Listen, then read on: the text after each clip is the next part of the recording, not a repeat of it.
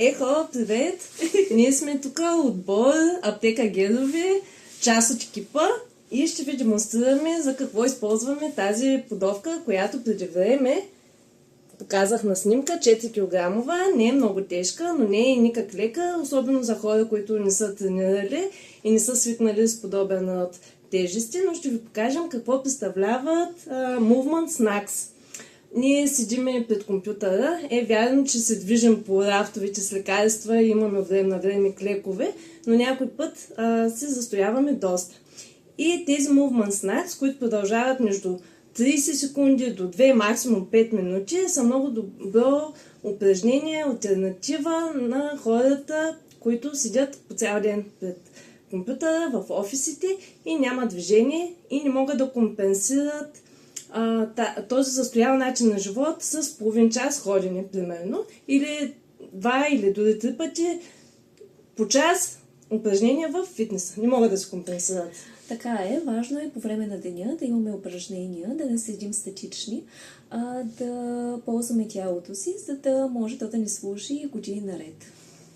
Какви са другите ползи на Movement Snacks или хапките движения, освен че подобряват настроението, тонуса, подобряват кръвообращението. Ние много често ги правим след като се наобядваме и когато имаме и по-малко работа в аптеката, обикновено, за да навлезе глюкозата в мускулите, да се усвои без нуждата от инсулин. И подобряваме контрол на кръвната захар с тях. Дори малко количество движения, примерно 10 кляка или 30 секунди движение, могат да помогнат на това кръвната захар да падне с дори 1 единица, което е много важно за поддържането на нивото на кръвната захар в рамките на деня и намалява и чувството за сънливост след хранене. Избягваме тези резки пикове на кръвната захар в кръвта на глюкозата и спадове.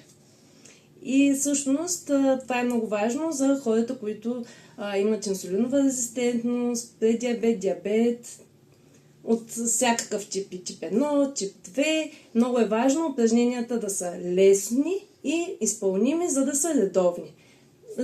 Редовността на упражненията е едно от ключовите неща. Затова е хубаво тези Movement Snacks, ако има възможност да се правят поне на час, максимум 2.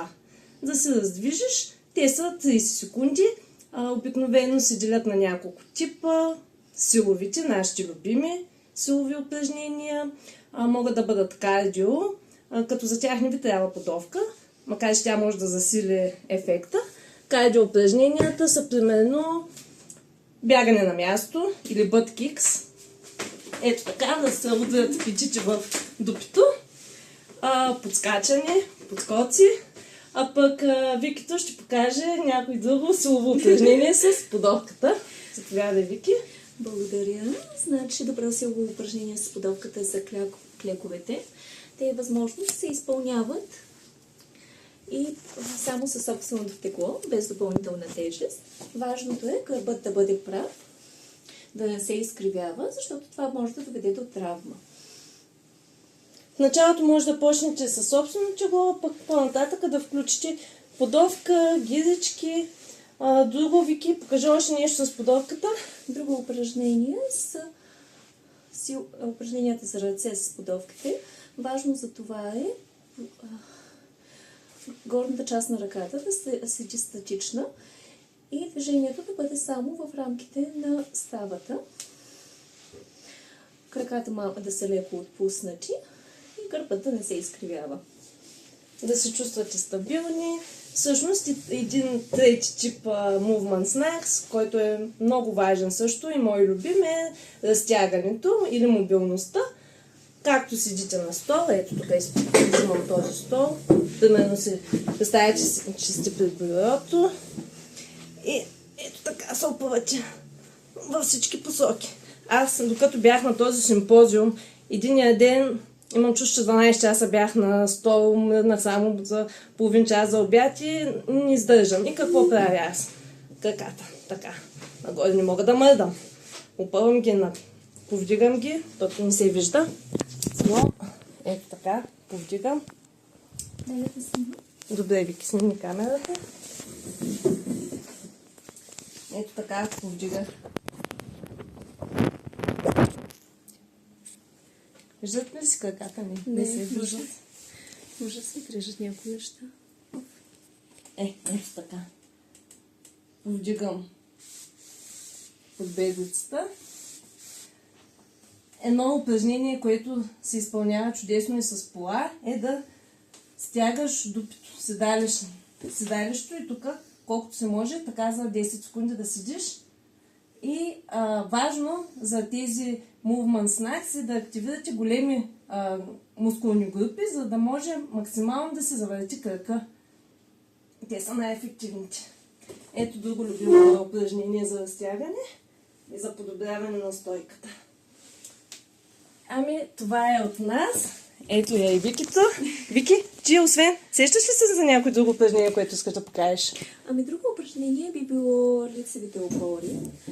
Ако те са прекалени, ако няма възможност да се правят на земята или пък още развивате силата за пълна лицева опора, може да се направят на бюрото. Да, това е много хубаво и важно допълнение.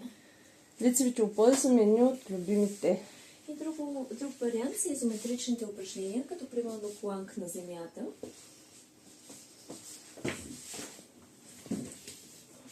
При него се стараем да запазим позата, без да я променим. Стягаме седалището, туловището, тялото, краката, ръцете, всичко се стяга за секунди. И гледаме да задържаме тази поза за половина-една минута. Защо? Планка винаги оценяваш времето. Да. Секундите. Могат да се чувстват много по-дълги тези минути. Аз пропусна да кажа, мое любимо упражнение е да се повдигаш на пръсти. Друг път съм ви го показвала, че аз го правя, докато смия примерно зъбите, няколко минути, задържаш отгоре бръждото, когато си... не мога да снимам. Когато си в най-горна позиция, бръждото и падаш бавно надолу, стъпваш на ходилата.